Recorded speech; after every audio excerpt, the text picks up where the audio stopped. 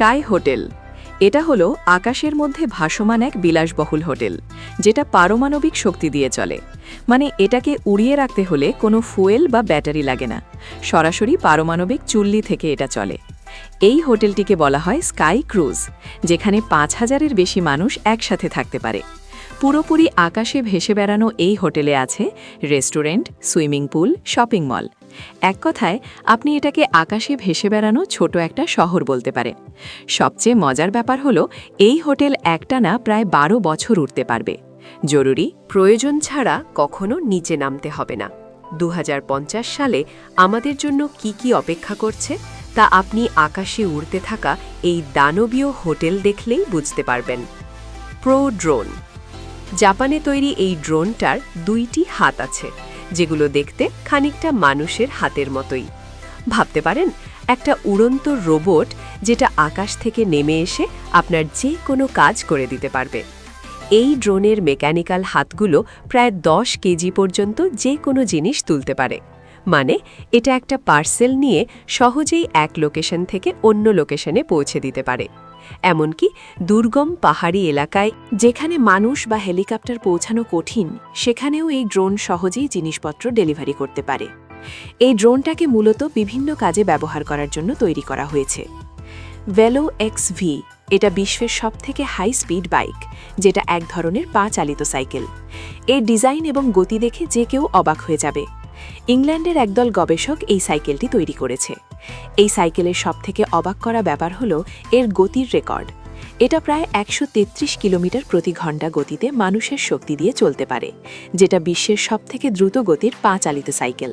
বাইকটির ডিজাইন দেখতে অনেকটা রকেটের মতো। বাইকটি মূলত রেসিং বা বিশ্ব রেকর্ডের জন্য তৈরি করা হয়েছে। সাইকেলটির উপরে এক ধরনের কাভার রয়েছে। এর ভেতরে চালক বসে প্যাডেল করে। আর বাইরের এমন শেপ বাইকটিকে বুলেটের মতো গতি দেয়, কারণ এমন ডিজাইনের কারণে বাতাসের চাপ অনেক কমে যায় এবং গতি অনেক বেড়ে যায়।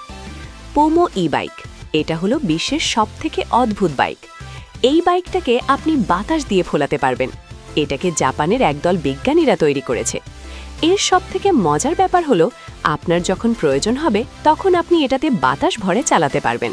এই বাইকের ওজন খুবই হালকা এবং এটাতে মেটাল ফ্রেমের পরিবর্তে ব্যবহার করা হয়েছে মোটা পলিউরেন কাপড়।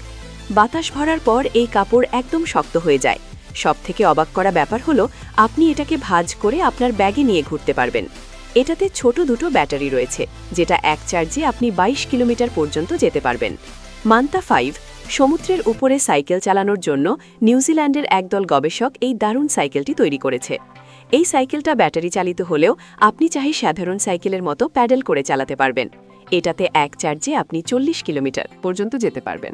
ব্যাটারির চার্জ শেষ হয়ে গেলে সমস্যা নেই, তখন আপনি প্যাডেল করে সমুদ্র পাড়ি দিতে পারবেন। ব্যাটারিতে এটা ২৩ কিলোমিটার প্রতি ঘন্টা বেগে চলতে পারে।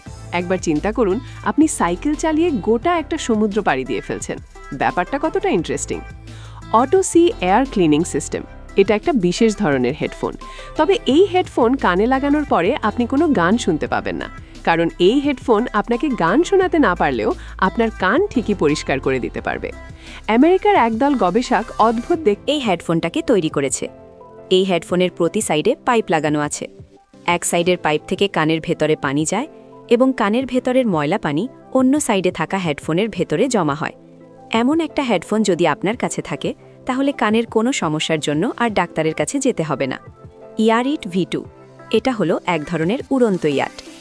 এর অদ্ভুত এবং আধুনিক ডিজাইনের কারণে এটাকে আপনি উড়ন্ত জাহাজ এবং বিলাসবহুল ইয়াট যে কোনোটাই বলতে পারেন। এটা আকাশে উঠতে পারে, আবার পানিতেও ভাসতে পারে। এর মূল অংশ হলো দুটি হিলিয়াম ভর্তি এয়ারশিপ বা বেলুন, যা জাহাজটাকে হালকা করে আকাশে ভাসিয়ে রাখে। ইয়টের মাঝের অংশে রয়েছে বিলাসবহুল কেবিন, যেখানে হোটেলের মতো আরামদায়ক সুবিধা আছে।